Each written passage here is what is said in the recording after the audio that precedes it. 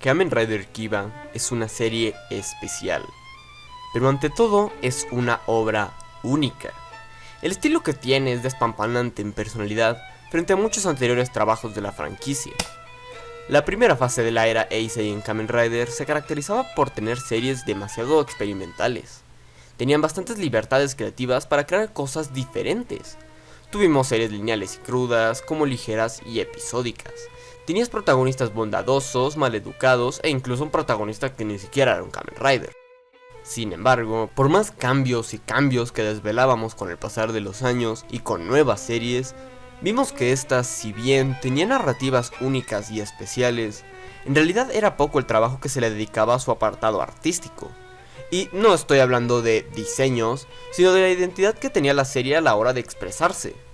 La mayoría de las series tuvieron ciertos momentos dotados de personalidad, pero en realidad solo una tuvo un real interés por apostar por el apartado artístico: Hibiki. Teniendo una puesta de imagen con colores vivos y naturales y una música relajante pero llena de historia. E incluso con eso, las dos series posteriores no hicieron mucho por mejorar este aspecto. Hasta que llegó el año 2008.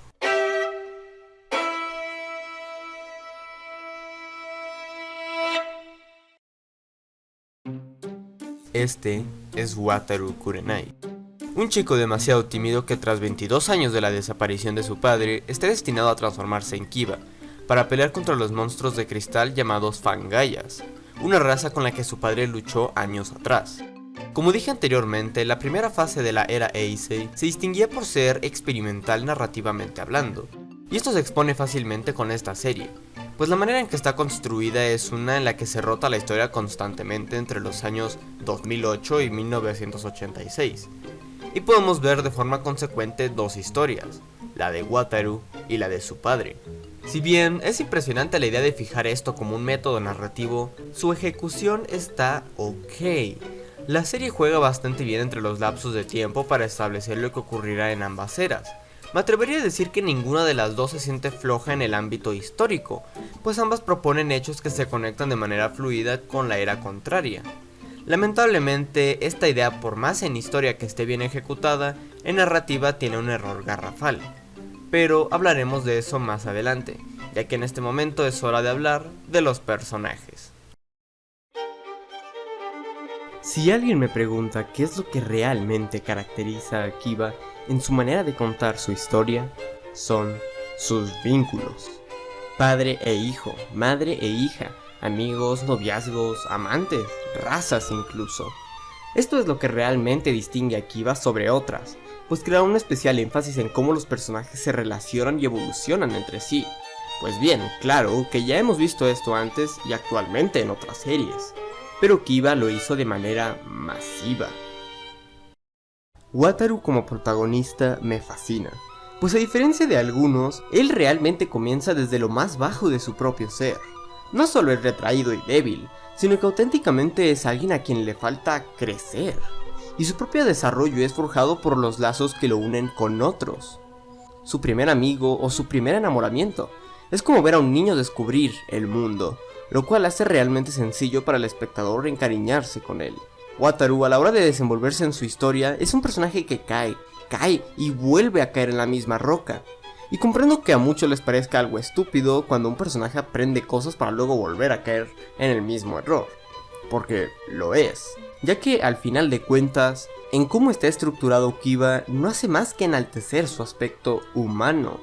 Pues claro que es imperfecto y fácil de caer, pero hace que resulte más importante cuando se levanta. Son los mismos vínculos los que crean a que los personajes cambien en su entorno, debido a que lo divertido de ver en esta serie son cómo personalidades tan extrañas y rimbombásticas chocan entre sí.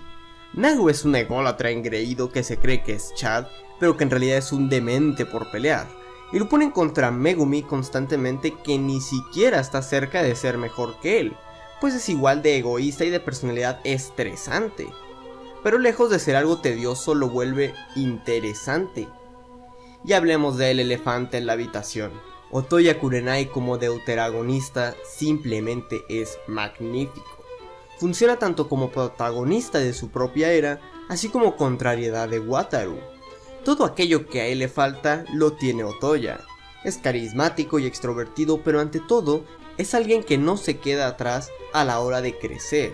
Y claro que es un personaje meme, pero es uno que no solo es divertido de ver por sus bromas o escenas, sino por ver cómo es su propia personalidad.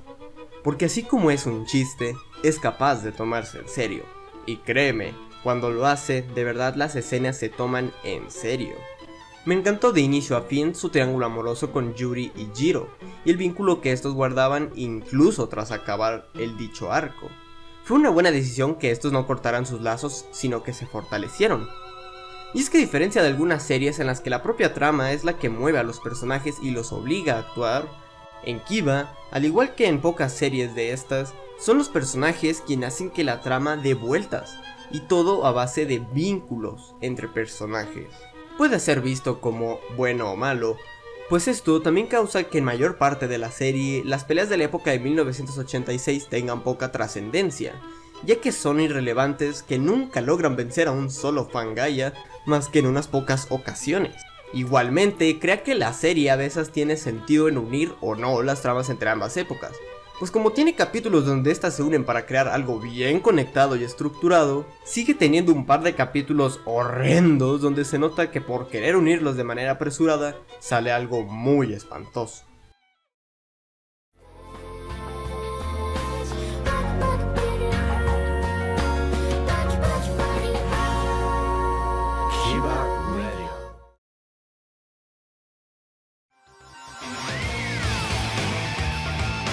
La música de Kiba es fascinante.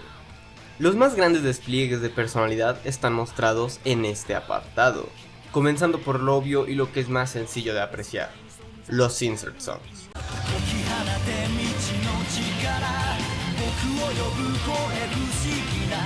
Son simplemente increíbles.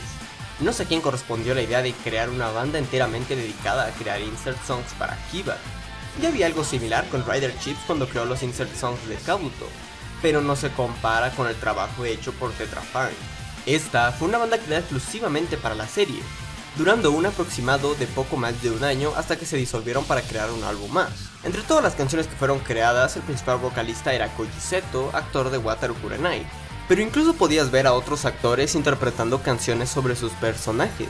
Y claro, la serie se encargó de solo usar Destiny's Play, Supernova e Individual System en toda la serie, pero recomiendo escuchar la discografía de la banda, la cual es corta, pero buena. Probablemente te lleves sorpresas de ver a ciertos actores cantando versiones de canciones anteriores, así como la inmensa cantidad de canciones que no fueron usadas, como This Love Never Ends o Eternity Blood.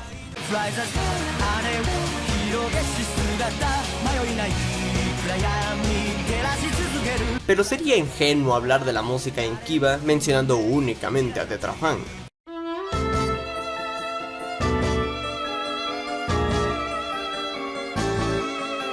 Tsuneyoshi Saito fue el compositor del soundtrack de la serie, y déjame decir que este hombre hizo su trabajo de una manera inigualable, pues uno de los toques artísticos más notables de la obra se encuentran aquí. Múltiples tonadas de violín con complementos de piano para cada uno de los personajes o situaciones. Y aquellos ambos temas que Otoya y Wataru se la pasan tocando durante toda la serie, por más que sean sobreexplotados, son fascinantes. Son canciones similares pero con notables diferencias de la personalidad de cada uno de estos personajes. Hay canciones que adquieren un gran significado como Otoya's Elliot. Este es un tema que inicia como la canción que Otoya le dedica a la Queen, Maya, para transformarse en el tema de su muerte. Esta serie destacaría yo que es la que mejor administra su soundtrack para cada personaje e incluso Rider. Hay temas para la transformación de cada uno de estos personajes que hacen que se vuelvan icónicos.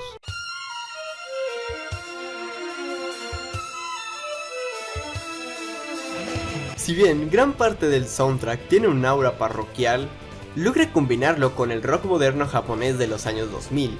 Podemos decir que series como O's, Hibiki o Pai son series con uno de los mejores soundtracks, pero Kiba sin duda es el mejor de todos ellos, pues los anteriores mencionados, si bien tienen igualmente una personalidad inigualable, Kiba tiene un gran balance entre los estados de ánimo que desea presentar. o los personajes que aparecerán en pantalla. Como han visto, he estado hablando de cosas mayormente positivas de la serie hasta el momento, pero todo aquel que haya visto la serie y mantuviese cierto estado crítico habrá notado algo muy importante, y fue su segunda mitad. Toshiki Inoue parecía que con Kiba iba a escribir algo igual de bueno que con sus dos anteriores trabajos, Agito y Vice. Sin embargo, le pasó lo mismo que con su serie anterior, pero mucho peor. Y es que la cagó en sus últimos capítulos. Es difícil mencionar dónde exactamente ocurrió este cambio repentino. Algunos dicen que en el episodio 25, el 28 o el 30, pero todos están de acuerdo que surge poco después de la aparición de Emperor Form. Yo diría que esto comienza en el capítulo 27. Verán, hasta el momento Kiba había estado introduciendo personajes interesantes y logrando crear hilos entre ellos muy dinámicos, pero fue a partir de aquí que decayó un montón.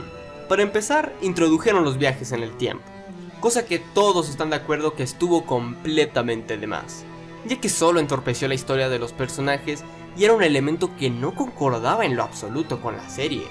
Y no digo que la primera parte se haya salvado de esto, porque ¿alguien recuerda cuando Otoya por alguna razón estuvo dentro del cuerpo de Wataru? Sí, bueno, es algo que todos preferimos dejar en el baúl del olvido.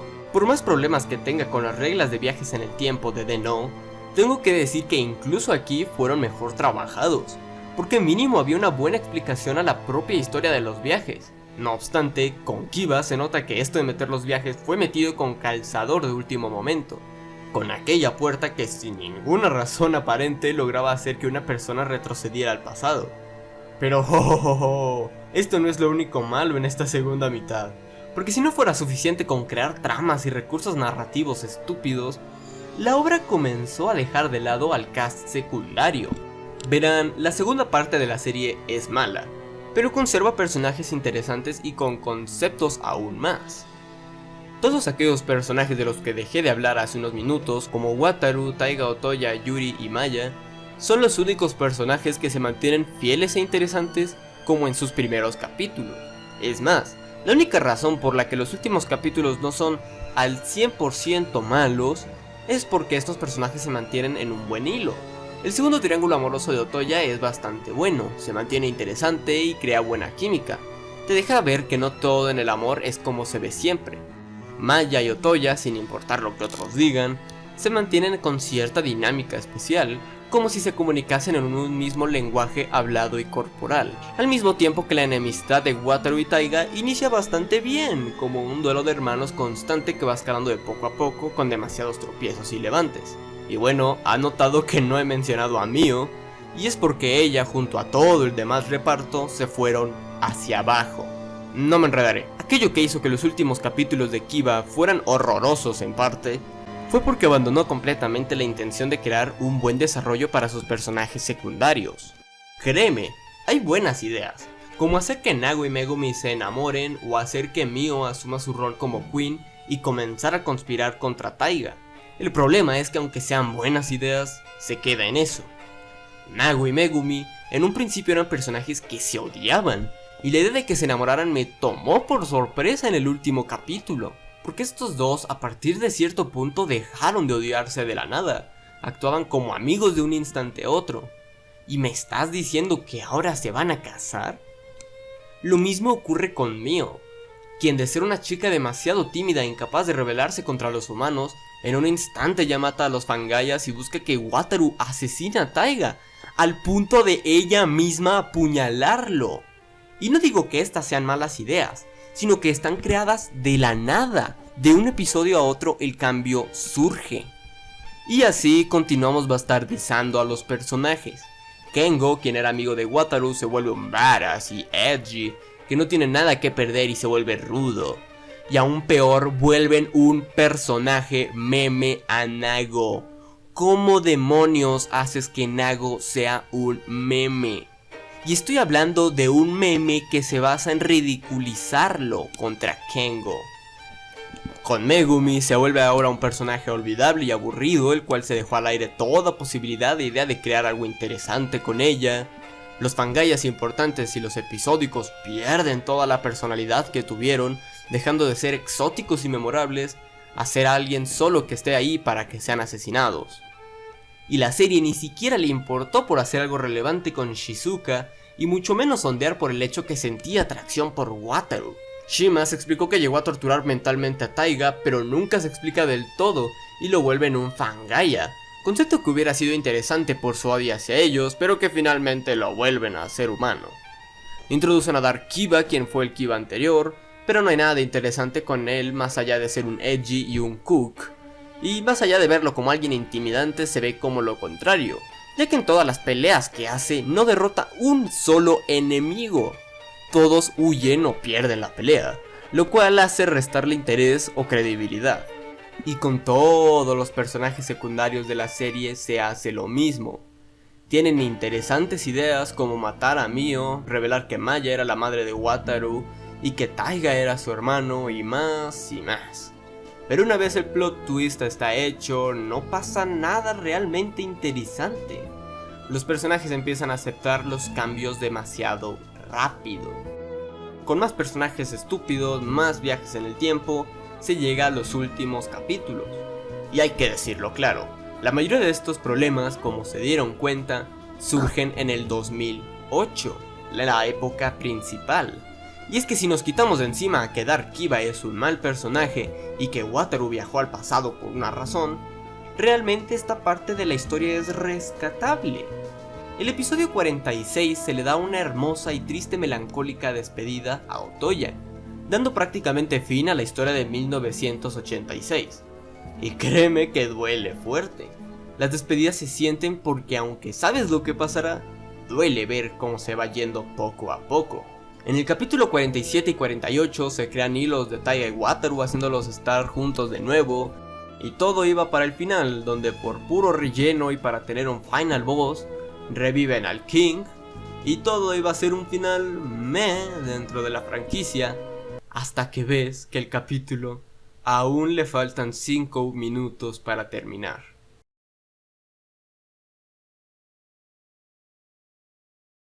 Y quiero andar en esta maldita escena.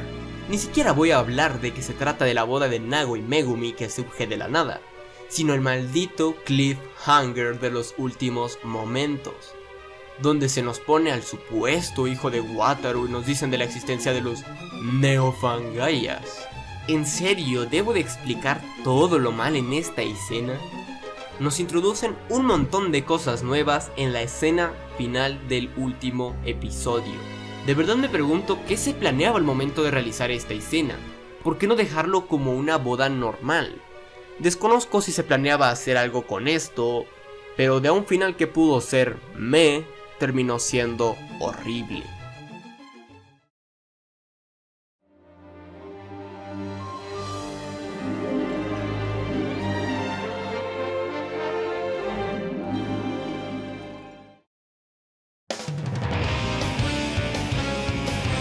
Y así hemos gastado minutos de nuestra vida hablando sobre Kiba, lo cual deja la clara pregunta: entonces, ¿es una mala o buena serie? Honestamente creo que es algo difícil de responder, pues si bien opino que Kiba se siente como algo totalmente diferente en su segunda mitad, no es como Hibiki, donde fue el propio cambio de staff el que creó el abrupto downgrade de calidad, sino fueron los graves errores de tanto Toshiki Inoue, el escritor principal de la serie, como tanto de los productores y directores que no siempre tenían en claro qué contar, por lo que no puedo simplemente dejarlo como productos diferentes. Realmente, si bien no creo que sea digna de mencionarse mediocre, pues realmente hizo algo decente en sus primeros capítulos, tampoco creo que sea una serie buena en absoluto por su segunda mitad.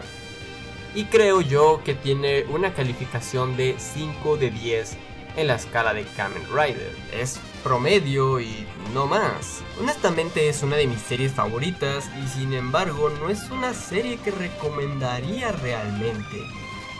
Es el estilo contra sustancia definitivo, y podría decir que por cada elemento bueno de la serie hay uno malo. Tampoco es un desperdicio, pero tampoco es una obra destacable a largo plazo. Pero bueno, Ahora es tu turno y déjame en los comentarios tu opinión e ideas para futuros videos. Visita mi canal secundario y rompe las cadenas del destino. 洗え洗え上と下そこしっかり洗え裏表、しっかり入れ123ほいお風呂は好きか大好きお顔ピカピカお肌ツルツル